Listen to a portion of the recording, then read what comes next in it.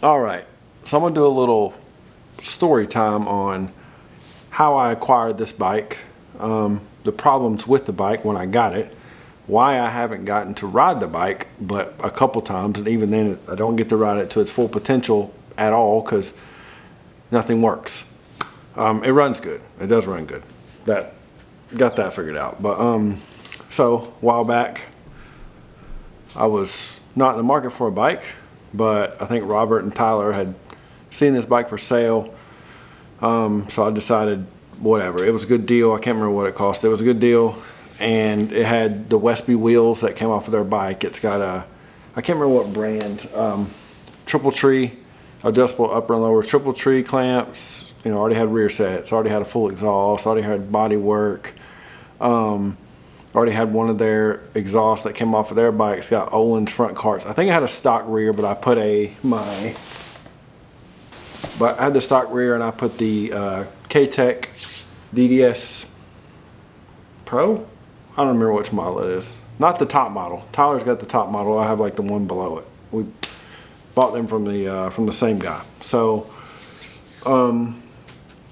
parts wise, bike has got a lot of good parts on it. Obviously got K-Sabers. It's YEC harness, YEC ECU. So beside all that, that's the reason I bought it. It was a good deal for the price. It's actually like a 15, 16-ish, just with 2020 bodywork kind of mocked up on it.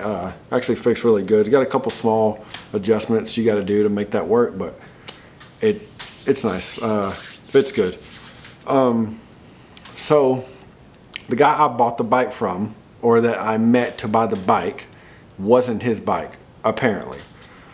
He was selling it for one of his buddies that just happened to keep it at his house, so he was doing the dealings, I guess, basically.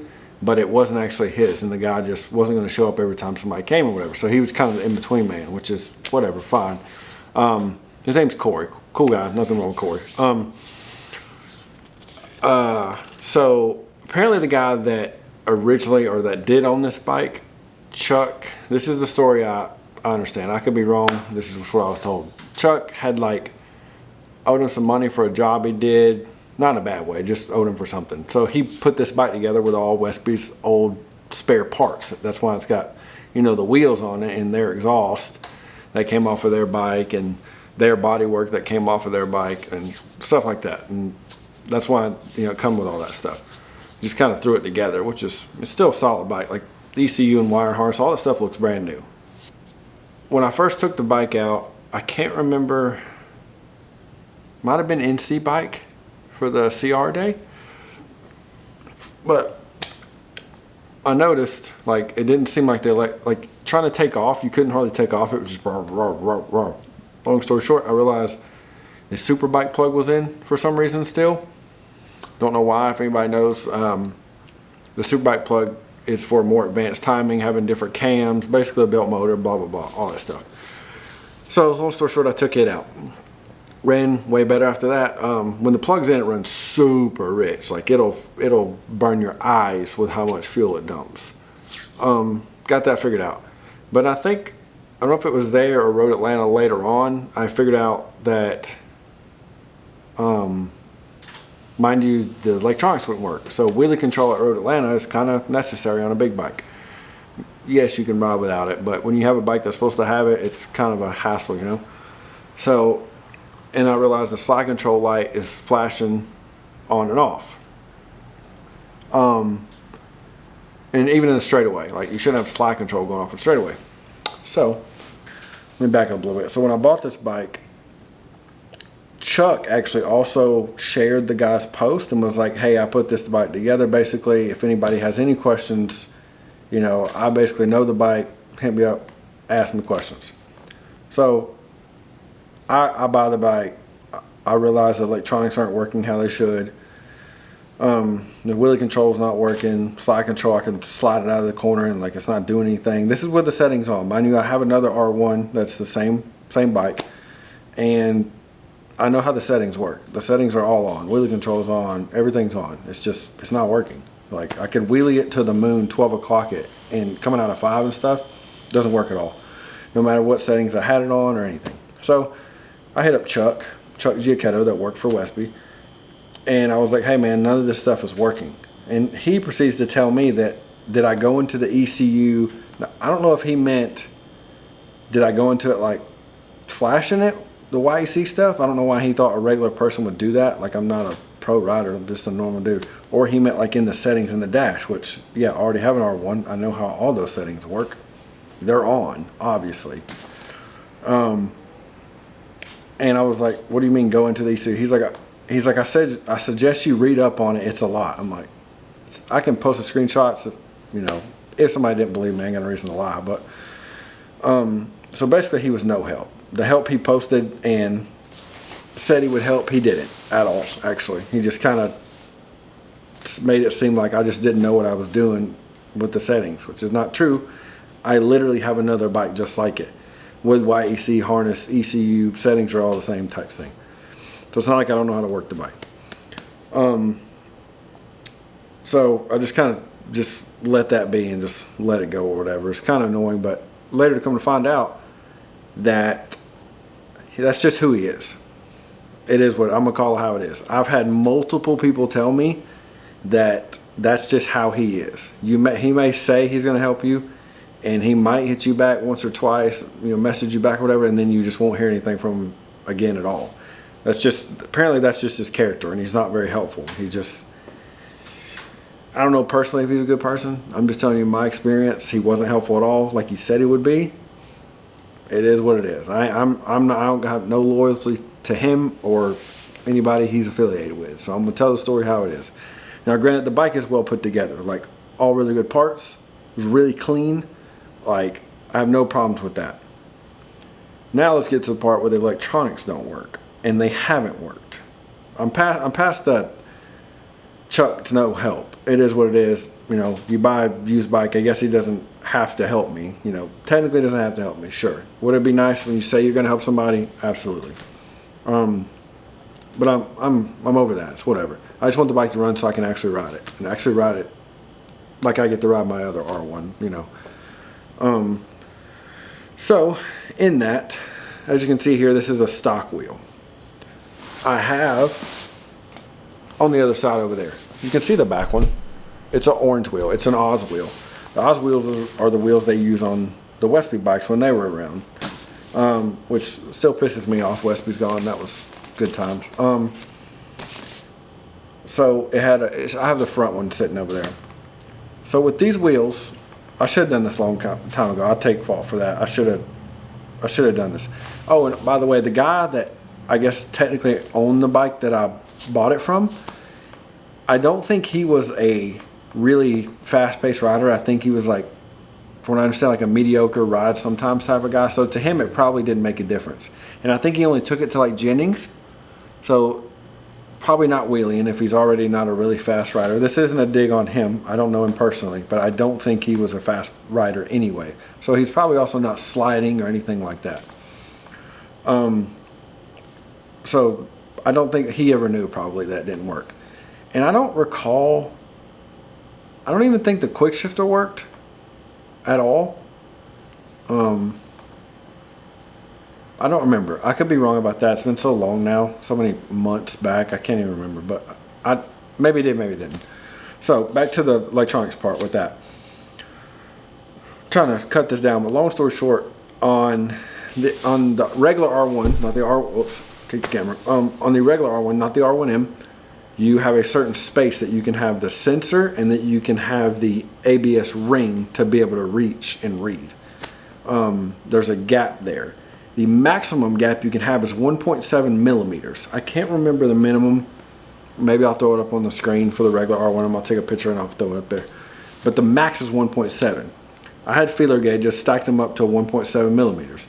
I can get it in there. It has a little bit of drag, almost like how you would do when you're adjusting valves. If anybody knows how to adjust valves, it's like you'll have a little bit of drag, which tells me I'm probably, excuse me, possibly a little bit over 1.7, and I say over maybe the slightest amount, the tiniest amount over 1.7, to the point where that's how I'm ending up with slide control, like flashing on the straightaway. Now granted, it's not a wheelie, but the way the bike, all the electronics work together, right? So it has to read the rear wheel speed sensor and the front wheel speed sensor and the IMU in the back. And so I changed the IMU. I'll go kind of off track a little bit, but before I got to this situation, figuring out the front, I changed the IMU. I bought another one for Emerson.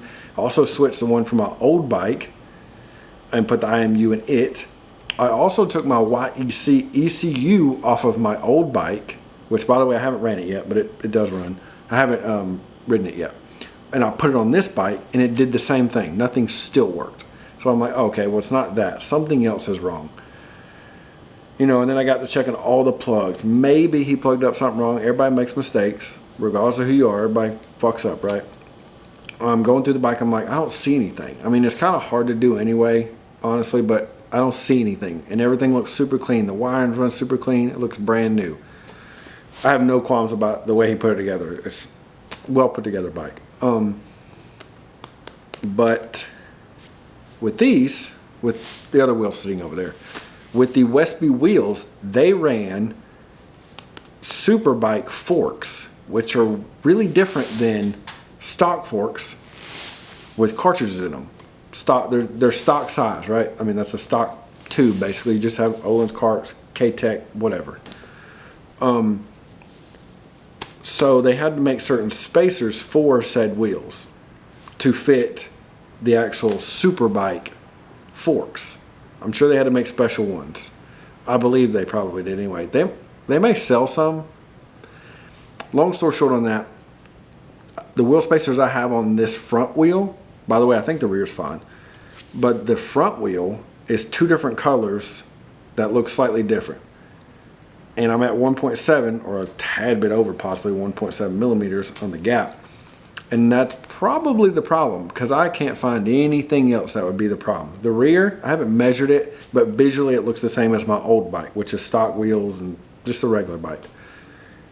I can visually tell when I put a stock wheel on this bike, which is on there now, and then I put the Oz wheel, that the gap is, I don't know exactly, but it's a good bit bigger. Even visually, I can tell looking at it.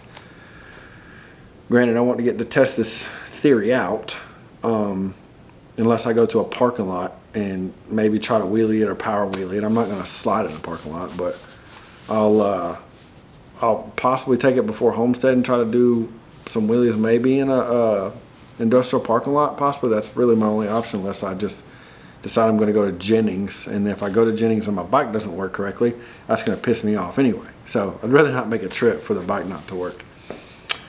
And this, in all honesty, this is the last thing I can think of. And I did talk to Emerson from Bobblehead. Shout out to him. He's always super helpful and nice, and I bought a good bit of parts from him, I think. Yeah, I bought my harness and ECU from my other bike from him. So talking to him, he said that, yeah, he bought some wheels from them too, and he had to make his own spacers because they weren't right either. So I'm hoping that's it. I'm hoping the spacers have possibly shifted me too far to one side. It doesn't seem like my pads and calipers bind up from that. Oh, and also it has different calipers. I don't know if you can see because they're probably hanging, but whatever Hayes calipers are, I don't honestly have no idea. Brake lines and all that stuff obviously done too. No ABS. ABS deleted on the YEC. Beside the point. So that's where I'm at with this bike. Some people may not know the story, but that's basically the whole story, and I've still been dealing with it ever since I bought this thing, which was, I can't even remember, in all honesty, how long it's been. It's been months because it's hard to work on it, be at the track, coach, and take your bike apart and then be ready for the next session. It's a hassle. There's no real free time to try to troubleshoot, working on it. Somebody did suggest a while back, I can't remember who, I would say the name if I did, that I should swap wheels just to make sure the stock wheels aren't the problem. Granted, when they said that, I didn't have another bike or wheels there at the time, I don't believe. No, because I didn't have my old bike there. So I couldn't really swap wheels. The Oz wheels were the only ones I had at the time at the track. Granted, I do have 3 extra sets here, but we weren't here. So I couldn't do anything, Good point, though, because that's possibly my problem, whoever said that. And it wasn't like I was saying, no, that's definitely not a problem. It's just trying to do everything while at the track is more of an issue actually. And then if you do figure anything out, if you know, get a small wind here or something here or there, it's like it's in the garage, so I can't go test it out. I can't test anything out, you know. So that's the situation on that, and hopefully we are in the clear with this thing, because I'd love to ride it. Because I think me and Tyler, with no quick shifter, no auto blip, zero electronics, I think we did 137 one time, which I'm not saying it's great, because it's not great. I should be going way faster. But I tell you, it's easy to go way faster when you got a quick shifter and auto blip and not having to back off the throttle every time, at least a quick shifter. That was another problem I did. That was my own fault, because I had a Translogic quick shifter and auto blip, and when I installed it, I didn't get a full splice on like the power wire for it, I think. So I didn't get like a full connection to the wire, and it wasn't working. But I figured that out later at I think at Road Atlanta, like late in the day or something. I got it to run, or got it to work correctly, but that was my own fault. That was nobody else's fault. That was installer error on there. So that's the story on that. Hopefully we get somewhere now that that's figured out. But here's here's the old bike. I don't know if that's gonna zoom out enough. She needs a windscreen, which I'll be getting from Emerson. Hopefully Robert grabs it when he's in West Virginia picking up his bike. But this thing, my old bike, is basically ready, other than paint and like little stuff like that. But you know, engine runs strong, starts right up. Harness is in, YEC is in, but seems to run good. Suspension's freshened up. I got it done like last year. Hasn't been ridden since. I got Thermosman to do that, and the shock. I think it's got a Penske like triple clicker or something on the back. Good enough for me. I mean, I did 33 on stock suspension, so suspension is not really the problem. It's me. It's the rider. It always is. As far as anything on that, I don't really have anything else on the old bike really to do. I think I got to put water in it, and I was making the quick connect for the battery. But other than that, nothing much. Hopefully, got this bike figured out, because that'd be fantastic to actually be able to put in what I think is some good laps. Because I haven't gotten to ride, really put some effort into riding in many years. Many years. I rode Robert's bike at Road Atlanta, but it's different trying to jump on his 600, which I don't usually ride 600s, and then still being, you know, slow at like I don't even want to say like 38 or something. It was bad. So, and when I can go much faster on a bike I'm just used to, and now I got to worry about wrecking my own shit, because if I wreck it, I wreck it. I ain't wrecking Robert's bike. Have to fix it. But that's it. Hopefully we'll have a update from Homestead. That would be great. So, we out.